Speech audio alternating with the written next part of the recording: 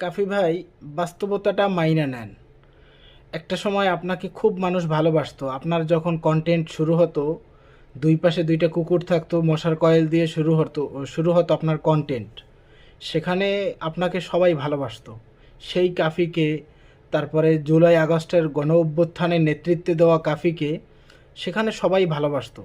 কিন্তু ইদানিং আপনি যা শুরু করেছেন সেটা আসলে অবশ্যই দৃষ্টিকটু, অবশ্যই। আপনি একটা দুইটা হয়তো এরকম ভিডিও করতে পারতেন, বাকি আমি এটাকে সাপোর্ট করি না, বাকি আপনি করতেই হয়, আপনি করতেন। কিন্তু লাগাতার আপনার মেয়ে নিয়ে ভিডিও, এই ভিডিও সেই ভিডিও, মানে অর্থাৎ এর থেকে বোঝা যায় যে আপনি লাইনচ্যুত হয়ে গেছেন। আপনার যে লাইনটা ছিল, আপনার যে গন্তব্য ছিল, আপনার যে ভালোবাসার অডিয়েন্স ছিল, সেটা আপনি হারাতে বসেছেন। এরকম একটা পজিশনে আপনি নিয়ে গেছেন।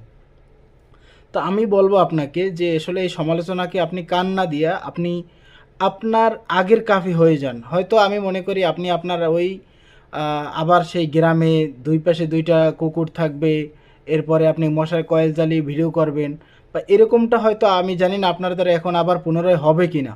কিন্তু আপনার যে অবস্থান চলতেছে, আপনি যেটা শুরু করেছেন, মেয়েদেরকে নিয়ে যে একটা মানে হাসি তামাশা হাস্যরস, যে আপনি আপনার নিজের ওয়েটটাকে নষ্ট করে ফেলেছেন। আমি মনে করি আপনি যদি এইটা থেকে ফিরে আসেন, তাহলে অবশ্যই অবশ্যই আপনার মানে জনপ্রিয়তা আগের মতো আবার বাড়তে থাকবে, এটাই আমি আশা করি।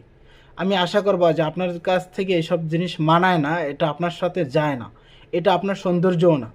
ঠিক আছে, আপনি আপনার প্রাক্তনকে হারাইছেন, বা আপনার একটা প্রাক্তন আছে, এই আছে সেই আছে, এটা ভালো কথা, এটা নিয়ে আপনি কথা বলেন, বাস এতটুকুই যথেষ্ট।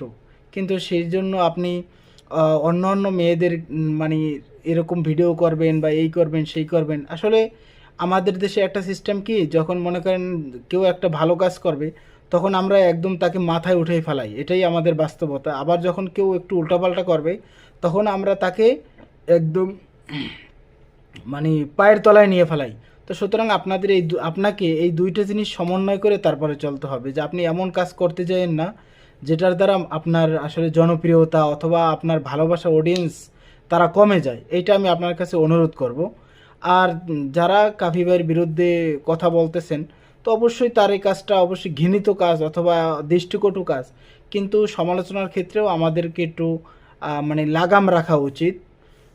কেননা আমরা সমালোচনা বা তাকে এরকম বলতে বলতে এমন পর্যায়ে আমরা বলে ফেলাই, যেটা আসলে মানে অনেকটা অতিরঞ্জিত বলে ফেলাই।